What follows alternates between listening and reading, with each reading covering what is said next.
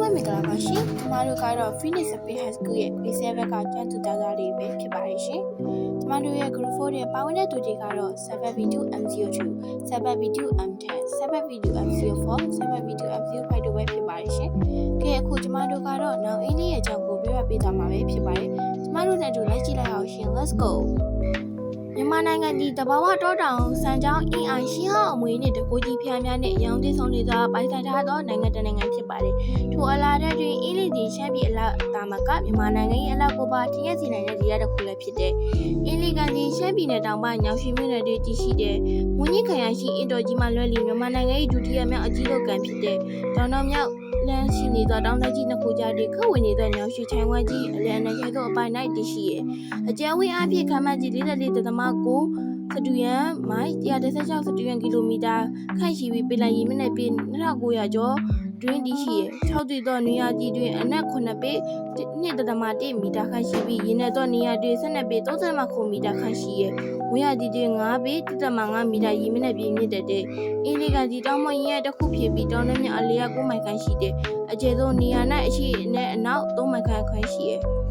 ကန်ဒီနမ်ပီလူခေါ်ဘလူးကြအတွင်းမှာဖြတ်ရည်တောင်မဆုံးမစီးထွက်သွားပြီးတချင်းကအရှိတာအချတွင်အကြီးဆုံးဖြစ်ကပ်မှုတော့လော်ပီတေရရေအားလျက်စစ်တဲ့ထုတ်လို့ရေးဆက်ရုံအတွက်အဓိကကြတော့ရေအရေးအမြင့်တဘာဝလောင်ကန်လည်းဖြစ်တဲ့အင်းလေးရေပြေပေါ်တွေရွာကြီးအောင်ငယ်များတည်ဆောက်ထားတဲ့ဒီနေရာမှာတနေရာတို့လီများဆက်လီများဖြစ်သွားလာကြတယ်ဒီကိုခြေဖြစ်လောခတ်ကြတယ်အင်းလေးကကိုနံပါတ်ကြီးရွာနော်တော့ရွာဟဲ့ရရွာမှာရွာကြီးတမုံဆိုရင်အင်းရွာလေးကဝဲရထားတော့ကြောင့်အင်းလေးကလို့ခေါ်ခြင်းဖြစ်တယ်အင်းသားလူမျိုးရှမ်းပတ်အိုးဒနုစားတွေလူမျိုးများကအင်းလေးကကိုချမ်းပြီးနေထားကြတယ်ရေပြဆိုင်ပြအလားဆိုင်တွေနဲ့အပြင်အလားစင်ကြီးအင်းလေးရေပြင်အထက်ကျူးမြော့ပြည့်ဥယျာဉ်ဈေးကွက်ထူတော်ကြီးနဲ့မျိုးရိုးစင်လာတန်းကငါးဘက်လုံငါလုံးကြီးပြအတမွေးကြတယ်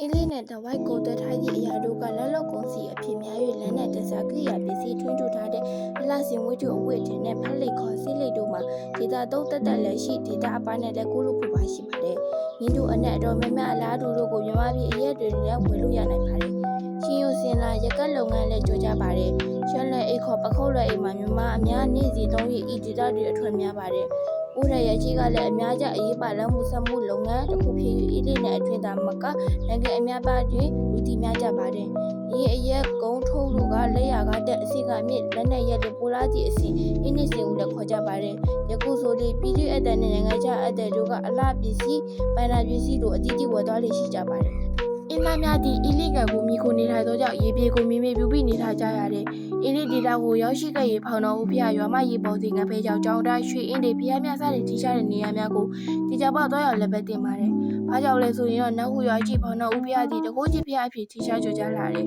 ။အင်းလေးဒေတာရဲ့အမြဲမြင်လေးရှိသောခြေထောက်ဖြစ်လီတော်တဲ့ပြိုင်ပွဲများသည်လည်းထူးခြားလှပါတယ်။အင်းလေးဒေတာရဲ့ဒေတာသီးတဲ့တစ်ခုဖြစ်တဲ့အင်းကြီးတို့ခေါ်ကြတဲ့ခဲကြီးကြီးတွေကလှပတဲ့အယောင်စီအပ်တာရှိကြပါတယ်။ထို့ပြင်ငါးဘက်လုပ်ငန်းဝင်းမြူရေးလုပ်ငန်းကျန်းတဲ့ခြားသောလေယာလုပ်ငန်းပိုးတဲ့ချီတဲ့လုပ်ငန်းဝေပရိလုပ်ငန်းတွေအပြင်အင်းဘောခိုကြီးရွာကကြာရှိမီများဖြင့်ပြုလုပ်ထားတဲ့ဓာတ်တင်ကလုပ်ငန်းကထိရှားရပါတယ်။နည်းနည်းရရကအလဲလာတဲ့သူတွေကလည်းအကြီးကိုထက်တဲ့ငွေ9ရုပ်ကလေးများနဲ့အမတ်တရအင်းလေးဆိုတဲ့အင်ဂျီများကိုဝယ်သွားလေးရှိကြပါတယ်။ဒီကလုပ်ငန်းတွေဖွံ့ဖြိုးလာတဲ့ခင်းနိုင်ကြီးကြီးလောက်သားတဲ့ရေပေါ်ဟိုတယ်မော်ဒယ်နဲ့တခုခဲများစွာရှိပါတယ်။ဒီတော့သူများကလည်းထွေးနေရတွေတဲ့အင်းရေပြေကိုမြောင်ငယ်ရဲ့အင်းဒေတာရဲ့နမီကျော်ကြောကြတဲ့ရှမ်းကောက်ဆွဲဒူဘူးကျော်ရင်းနှီးကျဆတဲ့ရေးစားစာများကိုစားရည်အင်းငယ်ရဲ့တဘာဝအလားတရားနဲ့အရာလာကိုမမေ့နဲ့ကြတော့ပြီမြေတိတ်ဒေတာရဲ့ဂီယာစနစ်ကျေဝမှုကျင်းငံနဲ့ရေရင်းမြစ်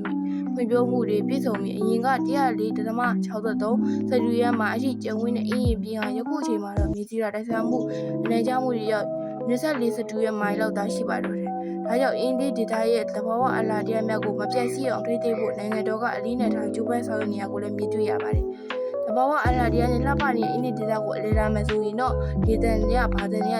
ဘဟုတုတအဖျက်ပြောင်းရရှိနိုင်မှာဖြစ်တဲ့ကြောင့်နောက်လေးကိုလည်းဖို့ဖိတ်ခေါ်ပါတယ်။ကျမတို့ရဲ့ဒီဆောင်မှုတွေကတော့ဒီမှာဒီပြီးဆုံးသွားပြီဖြစ်ပါတယ်။အစိုးရကြီးရှုနားထောင်ပြီးတော့တယောက်ချင်းစီလည်းကိုကျေးဇူးထူးတင်ရှိပါတယ်ရှင်။